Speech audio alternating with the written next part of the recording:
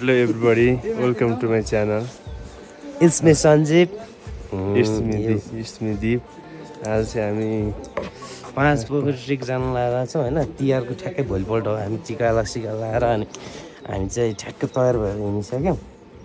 हाम्रो एउटा साथीलाई पिकअप गर्नु थियो ठ्याक्कै मुडेमा आएर हामी ठ्याक्कै 6 बजीतिर 5 बजी हिँडेको 6 बजीतिर आइपुगिसक्यौँ। यहाँ चिया बनाउने भन्छ साथीले। अब साथीले टक्क चिया खाएर हैन कल लाग्छौँ हामी।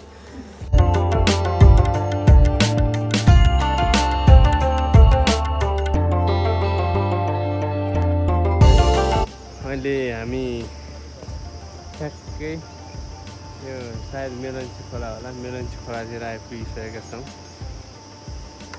गाह्रो छ।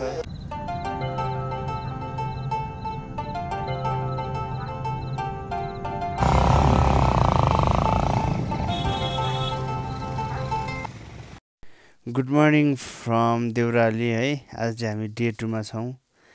हिजो चाहिँ हाम्रो बाइकमा राइड गरेर हामी बेलुकातिर आइपुगेका थियौँ, तर आज चाहिँ हामी बिहानै मास्तिर अब हाम्रो ट्रेकिङ सुरु हुन्छ। दामी सिनहरू चाहिँ हामी हेर्दै रमाउँदै जानेछौँ। हाम्रो 5 पोखरीसम्मको यात्रा चाहिँ अब हेरौँ कस्तो हुन्छ हैन।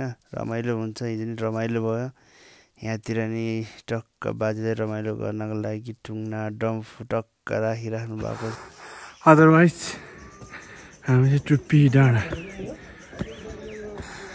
टप डाँडामा चाहिँ हामी भर्खरै आइपुगिसकेका छौँ। अहिले चाहिँ हामी एकदमै दामी ठाउँमा यात्रा जारी छ हाम्रो हैन। पछाडि केटाहरूले गीत पनि दामी गीत बजाउँदै अगाडि बढ्दै छौँ हामी। अब हामी चाहिँ हिँड्दैछौँ। आज यो हिमाल पारी चाहिँ जानुपर्छ अरे। यो हिमाल पारी गएपछि बल्ल हाम्रो डेस्टिनेसन पुरा हुन्छ।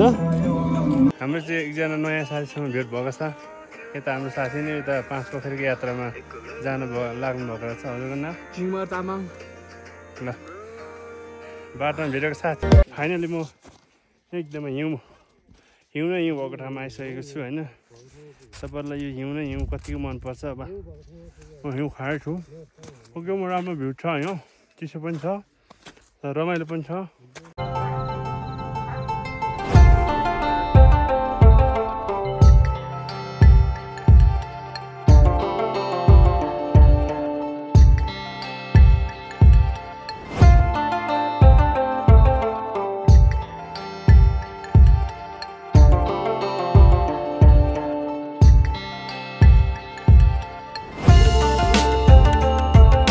तपाईँको होटल हो कि यहाँनिर के हो? मेरो त माथि छ।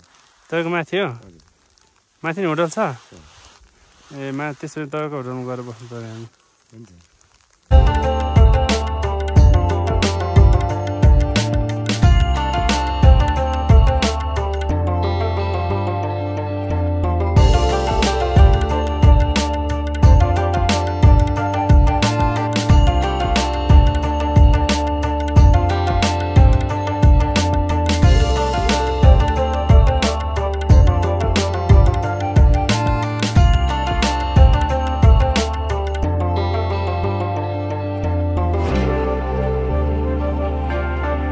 के छ फजिल ब्रो? सबै छ।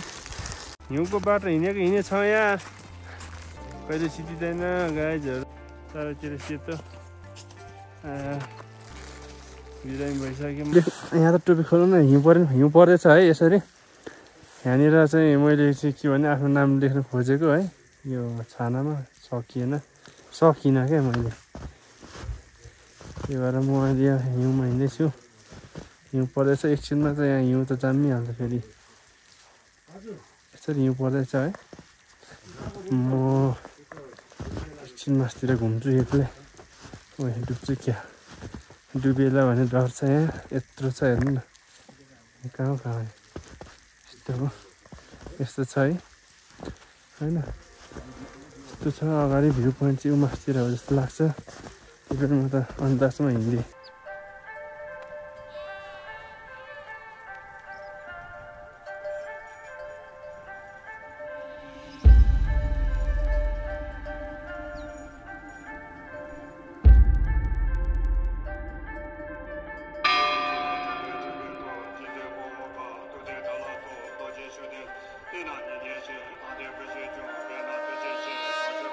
यो चाहिँ इन्डियाको केदारनाथ जस्तो ठाउँमा रहेको छ हाम्रो नेपालको 5 पोखरी महादेवको मन्दिर। यस्तो दामी छ है ल।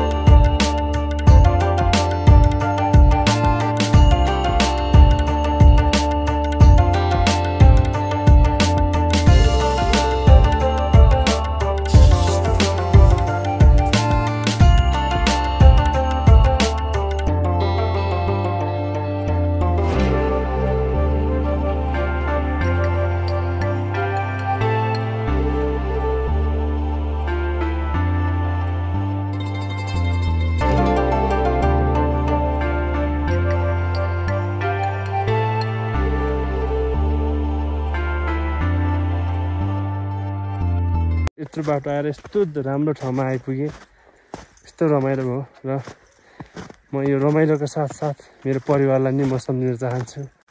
सम्पूर्णलाई पनि यहाँको महादेवले चाहिँ रक्षा गरून्, कल्याण गरून्। ल अलमोस्ट गाइस हामी चाहिँ अब फर्किसकेका छौँ। बाई बाई 5 पोखरी बाई बाई।